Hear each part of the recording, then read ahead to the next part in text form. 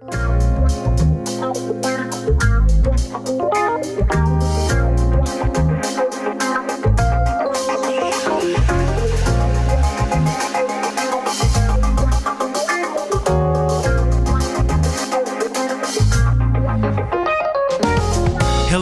thanks for tuning in and welcome to the pool party. I hope you can swim because we're definitely diving into the deep end with a huge splash of truth, facts, evidence, information, and that understanding. How do we accept it? How we respond if it's not what we expect is paramount. Are you okay with the truth? Are you man, woman, human, or spiritual enough to accept the truth? Let's find out.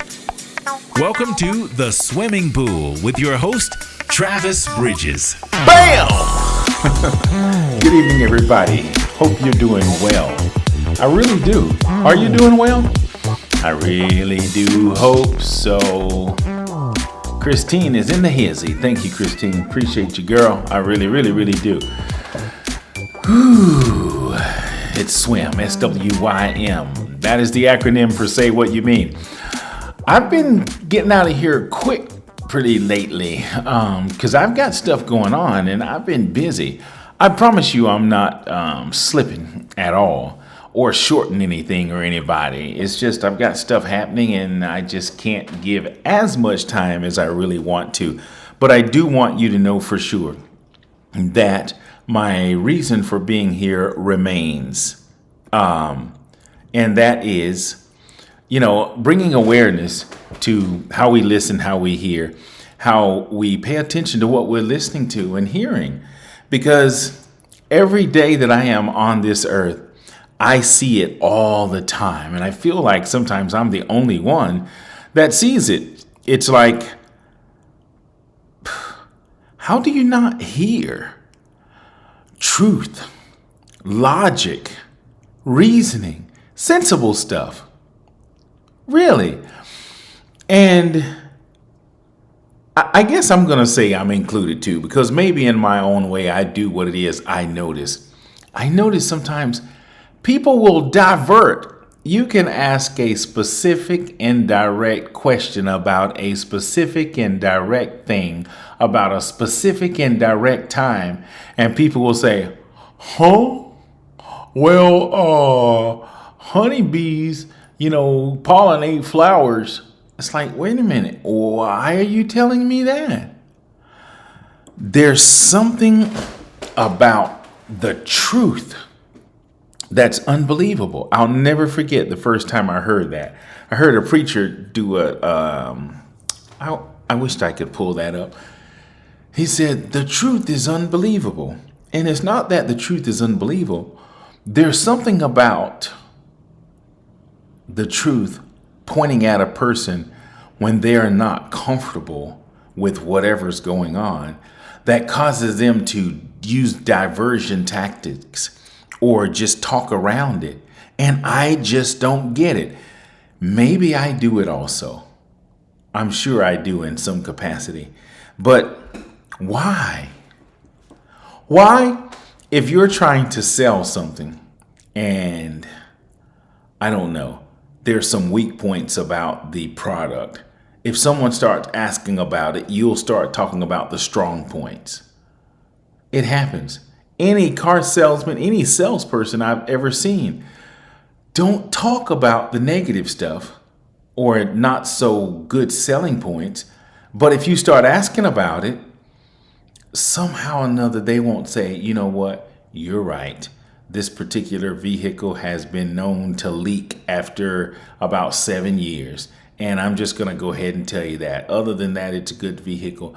They'll say something like, well, not all of them. Or, it's easy to fix. Or the warranty covers it for the first 30 minutes you drive off the lot. Something to that degree. Being honest, being truthful, being transparent. Especially when things may not be in your favor. It's very, very difficult to do. Pay attention. This is what I want you to do. Next time you have the opportunity, ask somebody something that you already know the answer to. Or ask somebody something that, I don't know, how do I say? Just ask somebody something specific in particular and just see if they give. I just got an error message. Okay. Well, yeah, somebody's sending me messages. I think I know what's happening. My internet is not working too well right now. But I'm just going to keep going. I'm going to go ahead and make my point and get out. If I'm back on, somebody let me know if I'm back. Thank you. Let me know. Somebody talk to me, please. Yes, the connection was lost. And I think I am back now.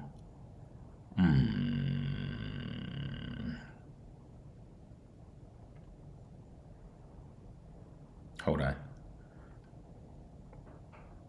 Okay, I'm back. Okay, so this is just the point I want to make.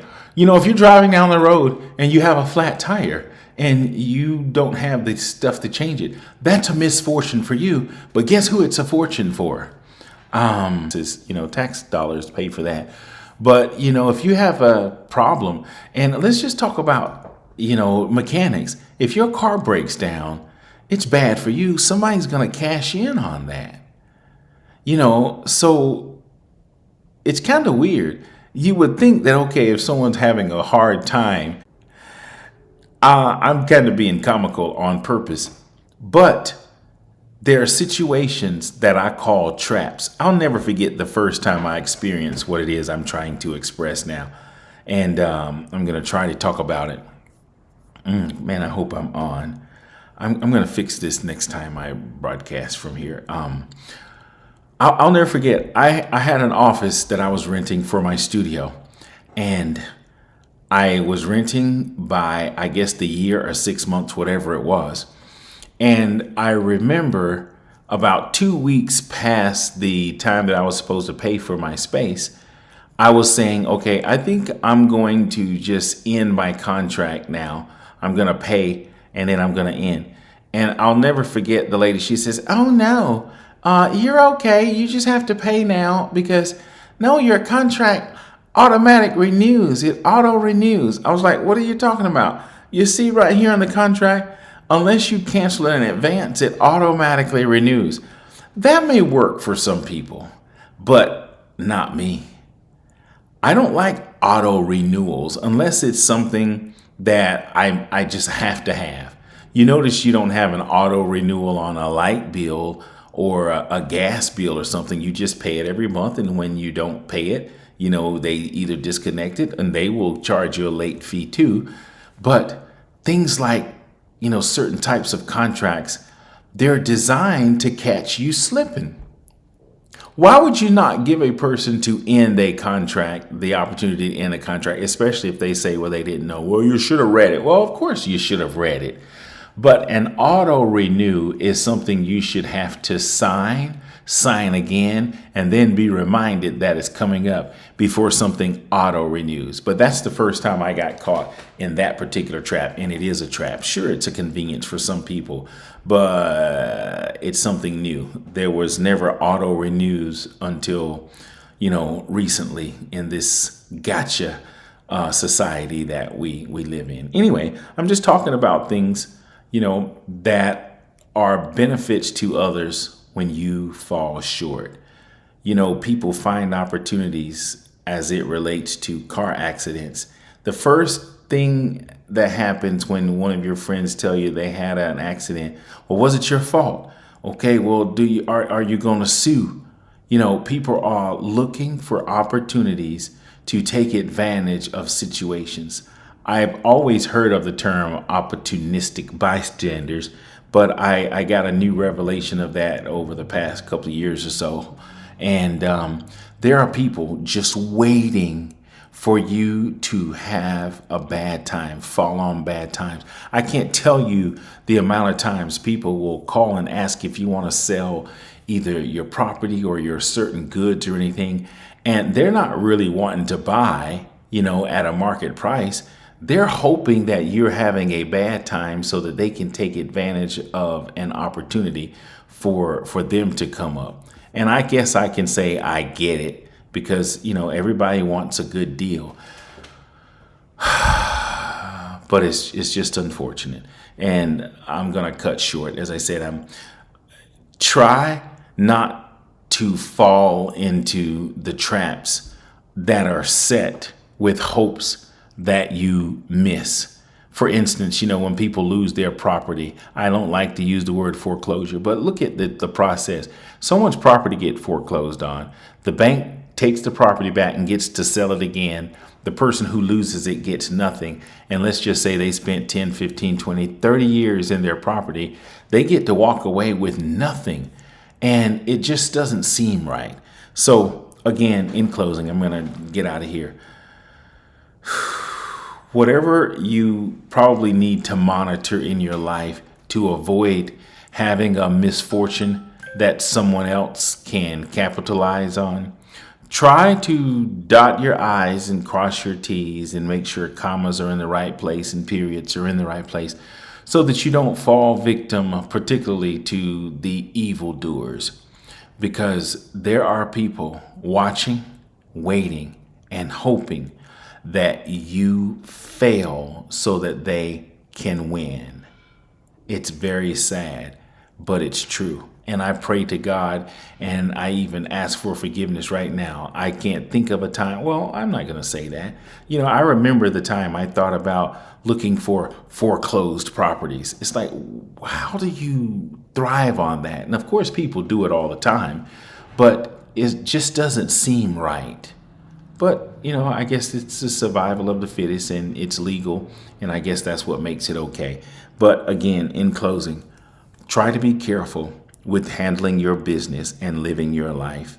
Be cautious and careful because there are people that hope something happened to you just so they can advance. That's where I'm going to leave it. Christine, thank you so much. I had 10 people at one time. There are 6 now.